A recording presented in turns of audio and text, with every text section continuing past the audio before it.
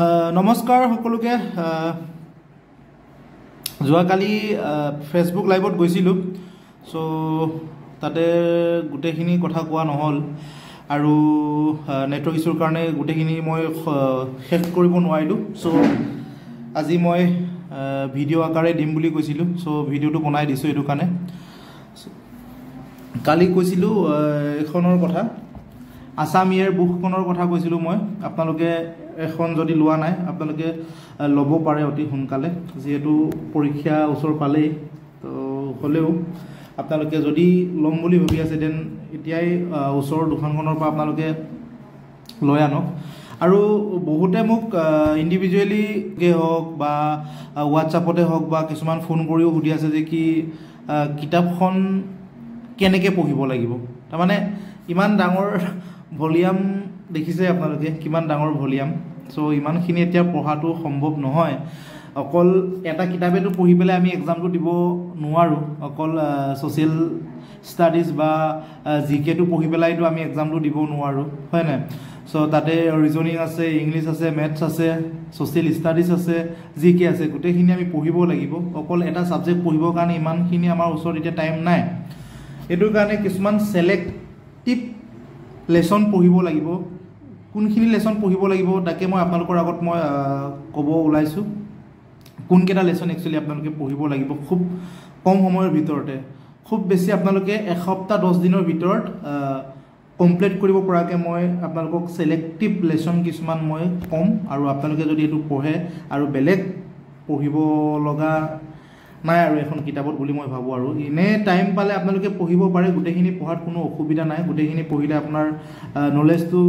gain হ'ব কিন্তু এতিয়া এক্সামৰ কাৰণে যেহেতু পঢ়িব লাগে সো এটো কাৰণে আপোনাৰ কিছুমান সিলেক্টিভ লেসন পঢ়িব লাগিব সদাকে মই আপোনালোকক দেখাব বিচাৰিছো আপোনালোকক পলম নকৰি মই দেখাই দিছো কোনকেটা সিলেক্টিভ লেসন আপোনালোকে পঢ়িব লাগিব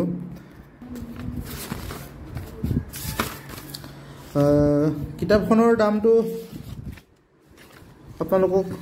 কোৱাই হৈছে প্ৰথমতে হলেও মই আকৌ এবাৰ ভিডিঅ' ইউটিউবত দিয়া নাই ভিডিঅ' ইউটিউবত মই আকৌ এবাৰ মই জনাই দিছো 550 টকা কিতাপখনৰ দাম এই আপোনালোকে দেখিছে 550 টকা কিতাপখনৰ নাম হৈছে অসম ইয়াৰ বুক 2024 চনৰটো ল'ব আপোনালোকে সো ইয়াতে সিলেক্টিভ লেসন কেটা মই আপোনালোকক জনাব বিচাৰিছো প্ৰথমে আপোনালোকে যাব ভৌগোলিক পৰিচয় এই ভৌগোলিক পৰিচয় বুলি এটা লেসন আছে এটা আপোনালোকে চাব তাৰ পিছত আপোনালোকে চাব অসমৰ নদ নদী সমূহৰ বিষয়ত বিতংকৈ আলোচনা কৰা হৈছে আৰু এটোৰ ওপৰতো আপোনালোকে প্ৰিভিয়াস ইয়াৰ কোৱেশ্চনবোৰত তেনেকুৱা ধৰণৰ কোৱেশ্চন আহিয়ে থাকে অসমৰ নদ নদী খুব এটা ইম্পৰ্টেন্ট লেসন তাৰ পাছত আপোনালোকে চাব ৰাষ্ট্ৰীয় উদ্যান আৰু অভয়াৰণ্য এটোটো খুব ইম্পৰ্টেন্ট কোৱেশ্চন ইয়াৰ পৰাটো কোৱেশ্চন আহিব এটো প্ৰিভিয়াস ইয়াৰ আপোনালোকে যিমানটা কোৱেশ্চন যদি কালেক্ট কৰি পেলাই চাই প্ৰত্যেকতে এটা নহয় এটা ইয়াৰ কোৱেশ্চন থাকিবই থাকিব ৰাষ্ট্ৰীয় উদ্যান আৰু অভয়াৰণ্য তাৰ পিছত চাব আপোনালোকে অসমৰ কেইটামান জনজাতিৰ ওপৰতো কোৱেশ্চন আহিয়ে থাকে সো এটো আপোনালোকে চাব তাৰ পাছত আপোনালোকে চাব লাগিব উৎসৱ অনুষ্ঠানটো চাব লাগিব অসমত কি কেনেকুৱা ধৰণৰ উৎসৱ হয় আৰু কোনটো উৎসৱ কি নামেৰে জনাজাত আৰু কোনটো জাতিৰ কোনটো উৎসৱ সেইখিনি ইয়াত বিতংকৈ আলোচনা কৰা হৈছে আপোনালোকে এটো চাব লাগিব আৰু এটা দীঘলীয়া এটা লেসন হল অসম বুৰঞ্জী আপোনালোকে খুব এটা ইম্পৰ্টেন্ট ইয়াৰ পৰাটো কোৱেশ্চন আহিবই এটো কম্পালসৰি আপোনালোকে লিখি ৰাখক ইয়াৰ পৰা কোৱেশ্চন আহিবই অসম বুৰঞ্জী যিমান আছে আপোনালোকে গুটেখিনি এটো পঢ়িব লাগিব সো তাৰ পিছত আপোনালোকে পঢ়িব লাগিব যুদ্ধ বিগ্ৰহ আন্দোলন বিদ্ৰোহ বহিৰাগতৰ আক্ৰমণ এটো পঢ়িব লাগিব ইয়াত যিমানখিনি আছে গুটেখিনি আপোনালোকে ভালকে পঢ়িব লাগিব তাৰ পিছত আপোনালোকে চাব লাগিব ইয়েন্দাবু সন্ধি ওকে ইয়েন্দাবু সন্ধি আপোনালোকে চাব লাগিব অসম চুক্তি চাব লাগিব বড়ো চুক্তি চাব লাগিব এইখিনি আপোনালোকে চাব লাগিব খুব এটা ইম্পৰ্টেন্ট টপিক হয় তাৰ পাছত আপোনালোকে চাব লাগিব ৰাজ্যিক প্ৰতীক চিহ্নসমূহ আপোনালোকে চাব লাগিব ওকে তাৰ পিছত আপোনালোকে চাব লাগিব অসমৰ কুটিৰ শিল্প আপোনালোকে চাব লাগিব আৰু অসমৰ পৰ্যটনৰ বিষয়েও আপোনালোকে পঢ়িব পাৰে সো অসমত বছৰি পৰ্যটনৰ ফালৰ পৰা কিমান ইনকম হয় আৰু কিমান পৰ্যটন আহে সো সেইটোৰ ওপৰত আপোনালোকে পঢ়িব লাগিব তাৰ পাছত আপোনালোকে পঢ়িব লাগিব যোগাযোগ ব্যৱস্থা যোগাযোগ ব্যৱস্থাটো খুব এটা ইম্পৰ্টেন্ট এটা লেসন হয় ইয়াৰ পৰাটো কোৱেশ্চন আহিয়ে থাকে যোগাযোগ ব্যৱস্থা ইয়াত আপোনালোকে গুটেখিনি ইয়াত ইনক্লুড আছে ডাক যোগাযোগ দূৰ সংযোগ ৰেডিঅ' সম্প্ৰচাৰ এই গুটেখিনি আপোনালোকে এই ডাক যোগাযোগত যোগাযোগ ব্যৱস্থাত পঢ়িবলৈ পাব সো এইটো আমি জানিবই লাগিব তাৰ পাছত আপোনালোকে পঢ়িব লাগিব চিকিৎসা আৰু স্বাস্থ্য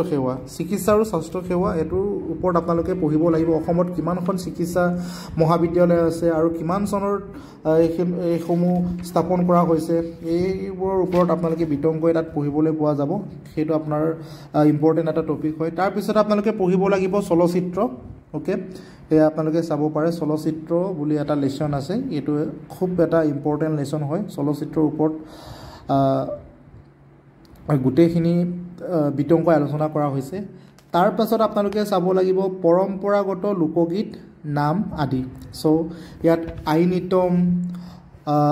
ঐনিতম আইনাম গোৱালপৰীয়াৰ গীত এইবোৰ গুটেখিনি ইয়াত ধুনীয়াকৈ আলোচনা কৰা হৈছে সো সেইটো আমি আপোনালোকে চাব লাগিব তাৰ পিছত আপোনালোকে চাব লাগিব কেইবিধমান পৰম্পৰাগত নৃত্য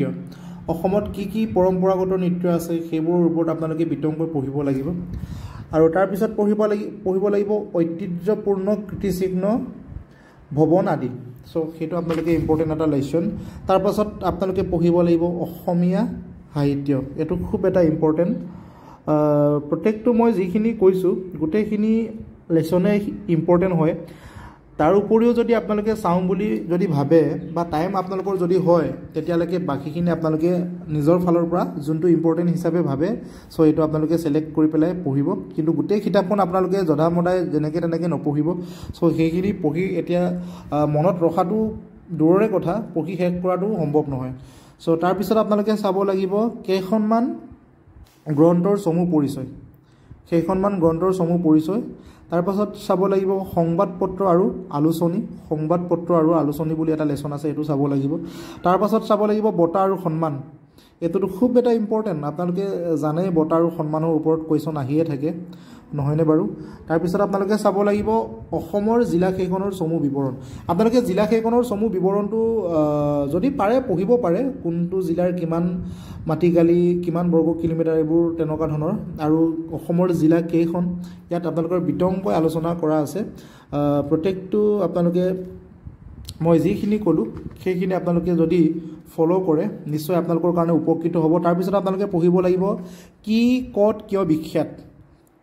কত কিয় বিখ্যাত এটো এটা ইম্পৰ্টেন্ট লেসন তাৰ পাছত আছে অসমৰ উচ্চতম দীৰ্ঘতম বৃহত্তম ইত্যাদি এটো এটা খুব ইম্পৰ্টেন্ট লেসন তাৰ পাছত কাক কি বুলি জানো বা কাক কি বুলি জনা যায় এটো এটা খুব এটা ইম্পৰ্টেন্ট লেসন তাৰ পাছত আপোনালোকে চাব লাগিব অসমৰ প্ৰথম খুব দৰকাৰী দেই অসমৰ প্ৰথম তাৰ পাছত চাব লাগিব অসম চৰকাৰৰ বিভাগসমূহ ওকে এইখিনিয়ে আছিলে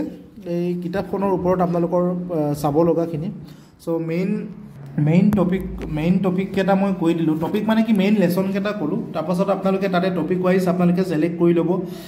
মই লেসন কেটাহে কৈছো জাস্ট লেসনৰ ভিতৰটো বহুতখিনি থাকেতো সো কোনটো পঢ়িব লাগে কোনটো নালাগে আপোনালোকে এটো নিজে ডিসাইড কৰি ল'ব চোৱাৰ পিছত আপুনি গমে পাব যে কোনটো পঢ়িব লাগে বা কোনটো নালাগে ঠিক আছে তাৰ পাছত আপোনালোকে যদি এই কিতাপখন লোৱা নাই এতিয়ালৈকে আপোনালোকে জলদি লৈ পেলাই আপোনালোকে চাওক আৰু